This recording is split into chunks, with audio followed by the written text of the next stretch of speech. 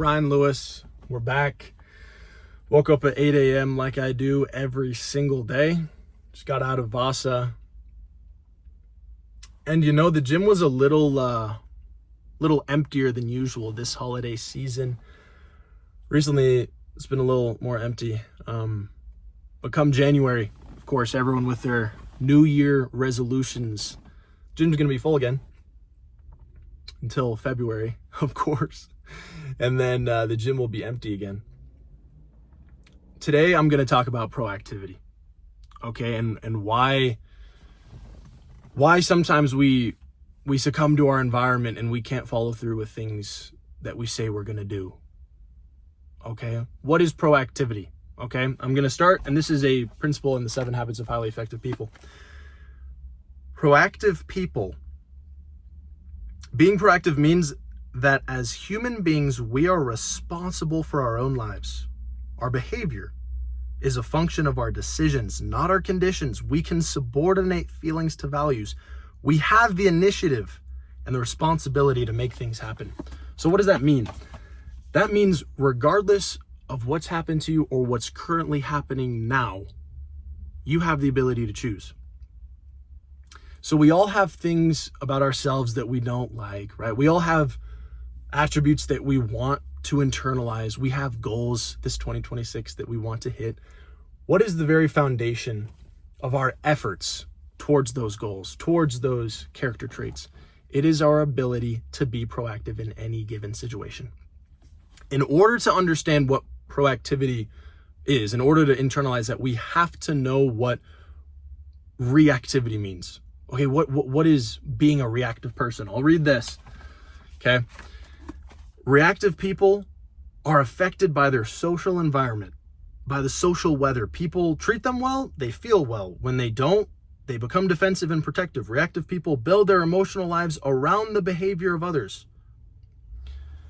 So what that means is reactive people are just a product of their environment. When something bad happens to them, they feel bad.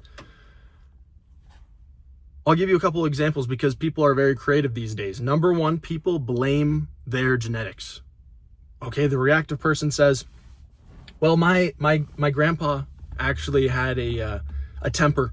So genetically, I inherited that. Sorry, sometimes I'm going to be pissed off. I inherited it from my grandpa and from my dad too. So, there's nothing I can do. I'm just going to be pissed off sometimes. And then some people blame their childhood. And they say, yeah, I'm really timid and shy sometimes just because of my parents and how they raised me. I felt very, my parents always compared me to the other kids, my siblings and other kids at school. And because of that, I struggle with confidence and self-esteem. And then some people get really creative and they're like, I'm actually a Leo. I was born in July. So on the one hand, I'm actually very creative, but I do struggle to admit when I'm wrong. Because Leos, we struggle with pride. I wish I was a Sagittarius, otherwise I'd be, more accountable. And then some people, blame their environment. They're just like, well, right now my friends and family are treating me wrong, so I don't feel good right now. Or my coworkers are lazy, that's why I'm lazy, right? They just blame their environment. Realize how all these limiting beliefs, the reactive people, they say, I am like this, I am doing this because of them or because of that. Okay, that is not being proactive. You are reacting to something external. You're not taking accountability. So when someone chooses to be reactive, listen to this. When someone chooses to be reactive, they forfeit personal power in their life. And they don't take accountability, and for that they act as a victim, not an agent. Okay? Let me tell you, if you want to be anything in life, if you want to be a good dad, if you want to be a good mom, if you want to hit your goals this 2026 and for the rest of your life, you have to learn how to be proactive. Because those that take responsibility for their life have true personal power in their lives.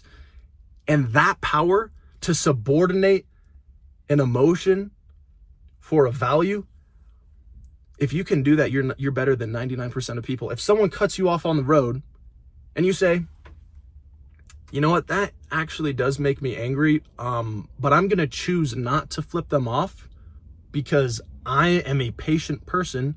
I'm going to subordinate this anger to my value of patience. And I'm just going to let them go. Okay, so let me read this. The ability to subordinate an impulse to a value is the essence of the proactive person. Reactive people are driven by feelings, by circumstances, by conditions, by their environment. Proactive people are driven by values. Carefully thought about, selected, and internalized values. And the thing is with all these limiting beliefs is they're always sometimes true. Except for the astrology one. That one's just retarded. But yeah, let's say you actually do have a genetic disposition to be angry sometimes. So let's say you do have a genetic disposition to be depressed sometimes. So let's say, yeah, you did grow up poor, and for that reason, you didn't have the greatest example on how to be successful. So you get to choose now how to act and how to feel. You are the driver of your life. You're an agent, not a victim. Now, let's just say, because I know someone watching this video is like, Brian, you don't understand. You didn't know my parents. I had the toughest childhood. Right now, I'm in an abusive relationship. You know, I always feel like my plate is more full than everyone else. I can't seem to progress. I can't seem to grow. You don't understand.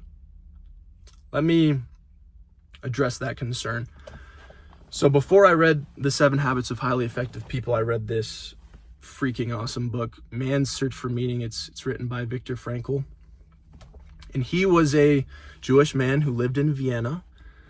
And he, during the Holocaust, was transported to Auschwitz. He spent 3 years there. And we can't even begin to understand what he went through, right? I mean, he lived in a concentration camp where he was stripped down, all of his belongings were taken.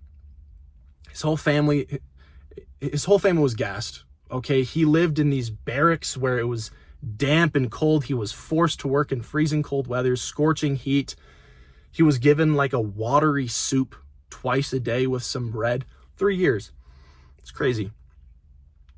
And do you know what he did? After he got out of the camps, he wrote this book, right? But he said, in the face of death, right? And at these camps, sometimes they didn't know where to put the bodies, so they would just put it right in the middle of the camp. They'd stack them up. His friends just stacked up their corpses. He said, in the face of death, he found man's last freedom, which is this. Between stimulus and response, man has the ability to choose. Between stimulus, what happens to you, and response, what you do, man have the ability to choose. What does that mean? That means regardless of what's happened to you in the past, what circumstances befell you in the past, or whatever is happening to you right now, you can be proactive and you can choose how you feel, what to do. This man was probably the most proactive person on planet Earth at that time, because he realized, doesn't matter if a Nazi guard butts me in the back of the head right now with his rifle, I can choose how I feel and I can choose what to do. His whole family was gassed. But you're a Sagittarius. I get it. You know, you struggle with patience. I mean, you can't even take that one seriously, but yeah, no, I get it. You had a tough childhood, or you struggle with a temper. You get to choose. Be proactive. You get to choose. So what I'm trying to say here, what Viktor Frankl is trying to say, what Stephen Covey's trying to say, what I'm trying to say, it's the same thing. You are capable. You are a self-aware, conscious human being, and you get to choose. Regardless of your circumstances or conditions, you get to choose. So when it comes to who you want to be, meeting your goals, day to day, moment to moment, things are going to happen. But you get to choose how you respond in every situation you're in.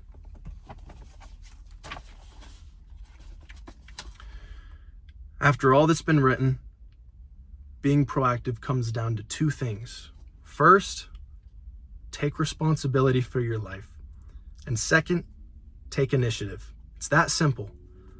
Be an agent, not a victim. Don't wait for life to happen to you.